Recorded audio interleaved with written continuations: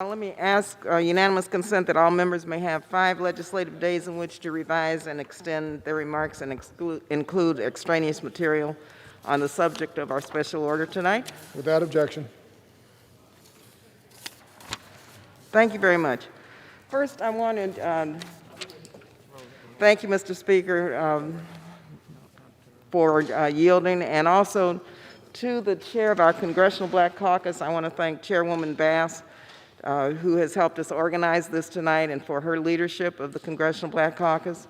I join with my colleagues to speak on the impact of COVID-19, the pandemic, which has had especially disparate impact on communities of color.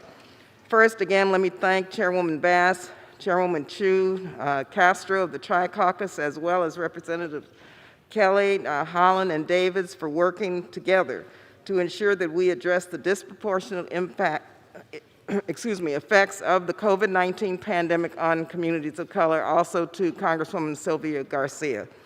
It's really very imperative that our strategy to crush COVID intentionally includes provisions to support the specific needs of our communities. I also want to take a moment to thank Speaker Pelosi and Chairman Pallone for negotiating some of the provisions of our COVID Community Care Act, that's H.R. 8192, in our HEROES bill, which further strengthens efforts to engage medically underserved communities in the latest version, again, of the HEROES bill. I'd like to thank Chairman Scott and, of course, our subcommittee chair, Rosa DeLauro, for their support and their input and their assistance in getting this bill, the COVID Community Care Act, really very targeted, very focused, and something that all of us could support as a Tri-Caucus also. And of course, to Speaker Pelosi again for her steadfast understanding and support for this issue. Now, millions of people have suffered incomprehensible grief and hardship due to the COVID pandemic. Just in the United States, we now have over 10.3 million cases of COVID-19 and over 240,000 deaths. That's mind-boggling. We're here today to insist that any coronavirus response address the needs of people of color. This is because the impacts of the pandemic and the economic fallout have had a disproportionate impact on African Americans, Latinx, Indigenous, Asian, Pacific Islanders, and immigrant communities. We have witnessed the horrific result of how long-standing inequities stemming from structural racism has exacerbated COVID's threats to people of color. Black people are dying at more than twice the rate of white people in the United States. Indigenous and Latinx people are both 50% more likely to die from COVID than white Americans.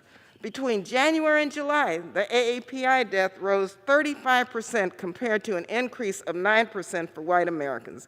The federal government must address the vicious cycle of disparities that drive these unequal impacts on communities of color, especially during the COVID-19 crisis. That is why we introduced together H.R. 8192, the COVID Community Care Act, legislating that we will ensure that any effort to fight the pandemic engages local communities as partners in crushing the virus. This bill, supported by our Tri-Caucus colleagues, ensures that any testing and tracing efforts engages communities of color where they live with trusted messengers who speak their language and know their unique challenges. Speaker Pelosi and Chairman Pallone worked with us to add language to Chairman Pallone's $75 billion contact plan. This is included in the revised version of the HEROES Act passed October 1st, which will further strengthen efforts to engage communities of color. The strengthened contact plan mandates that community-based organizations and nonprofits in medically underserved communities play an important role to reach those communities that public health agencies have difficulty engaging. And it ensures the people hired to conduct the outreach have experience and relationships with people living in the communities they serve. Turning a blind eye to the American people's desperate need for culturally rooted contact tracing and testing will result in increased deaths and illnesses that we could have prevented. We must build a relief package that addresses the needs of millions especially Black and brown people who are suffering disproportionately from this virus. So thank you again, Mr. Speaker, and to our, Mr. Speaker, and to our speaker for her persistence, leadership, and fighting spirit to ensure that lawmakers acknowledge and respond to the racial and ethnic disparities that have plagued our nation for centuries. I would like to now yield to the gentlewoman from Texas, Ms. Garcia, who played an important role in making sure that the Latinx community and all of the Hispanic issues as it relates to COVID were included as a part of this bill. Thank you again.